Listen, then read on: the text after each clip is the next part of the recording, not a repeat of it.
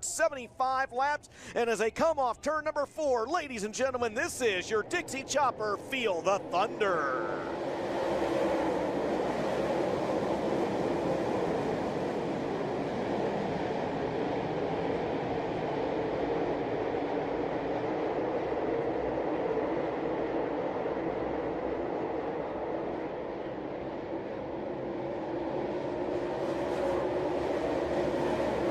At the end of lap number 1, no surprise, James, RTJ out front. 19th win here last night. He is so far perfect, but Chad Simpson says it's the best car he has had here in quite some time. In second, the current Lucas Oil MLRA points leader. There's a side-by-side battle in the 1, Mike Marlar and Devin Moran.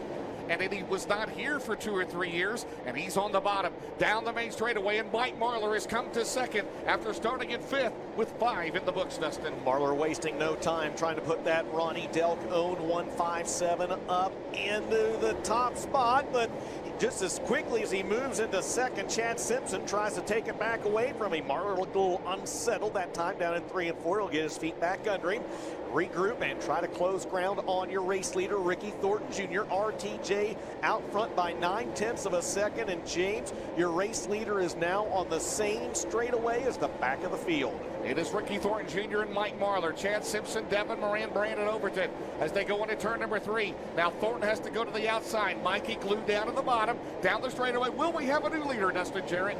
As they come across the scoring loop, we do not. Ricky Thornton Jr. out front by 26/1,000ths of a second. They stay side by side up front for the lead. Marlar, though, with an advantage on the bottom. James, you've got a new leader, at least in 3 and 4. It's Mike Marlar, but it's not official until they get to the stripe. Down the main straightaway, it is official at the loop. Mike Marlar on lap 11 has taken the lead after starting in 5th.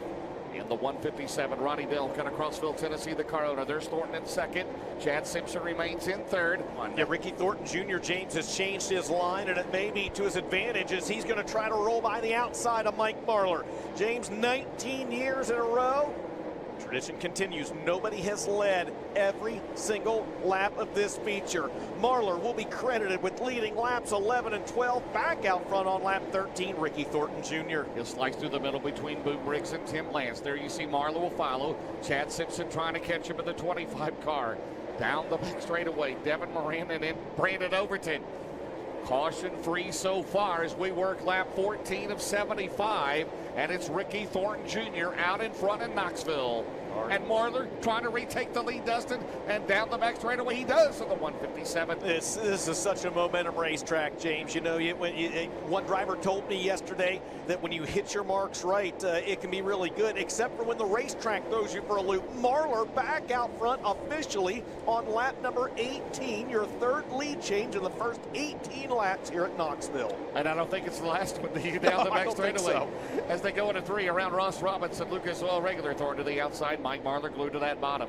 In the 157, down the main straightaway. Josh Davis, Jerry Sprouse, turning the wrenches on that car in turn number 1. Chad Simpson is still 3rd. Beck Hilsebeck doing a good job keeping himself on the lead lap. Coming around to complete lap 23. Marlar's going to go high. Will that open up the door for Ricky Thornton Jr. RT going to use the berm to his advantage. He'll reclaim the lead on lap 23, your 4th lead change of the race.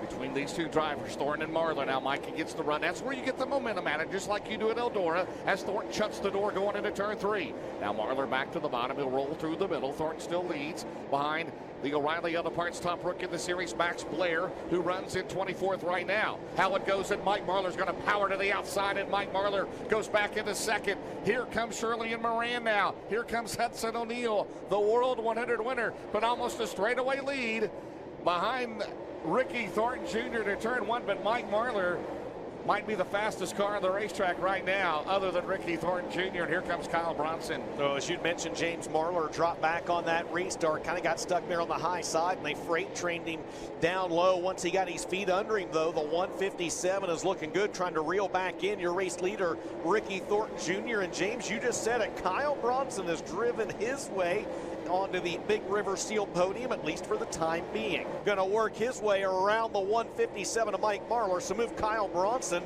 up to second spot from seventh, and he will now try to do something that Well, not a lot of guys been able to do this year. He's going to try to reel in Ricky Thornton Jr. 35 laps in the books. Yeah, the biggest win of KB40's career was the $53,000 to win I-80 Silver Dollar Nationals a few years ago. And right now he's got a good hot rod down the main straightaway.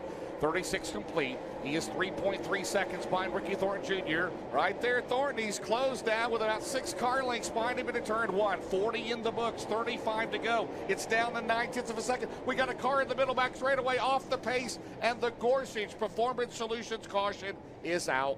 Tough break. It's Dalton Wilson on the back straightaway that is slowing, and that will bring out the Gorsuch Performance caution. Yeah, 2 seconds was the advantage the last time by for Ricky Thornton Jr. Kyle Bronson had been faster than RT for 3 consecutive laps. Oh my goodness, big time trouble. Down in turns 3 and 4, the red flag is out. Kyle Bronson hard in the wall. He goes up and over with 16 laps to go here at Knoxville. And you see Kyle Bronson walking away. Man, you give it all you got, and he was giving it all he's got. We expect nothing less from that Brandon, Florida driver. We've seen him for so long. $50,000 on the line, and Ricky Thornton Jr. fires in the Racing for Heroes restart zone. See how the tires, if they did seal up under caution, and the red flag. Marlar slides up the track. O'Neal on the bottom. That momentum out of turn number 2. Mike, he'll go to second.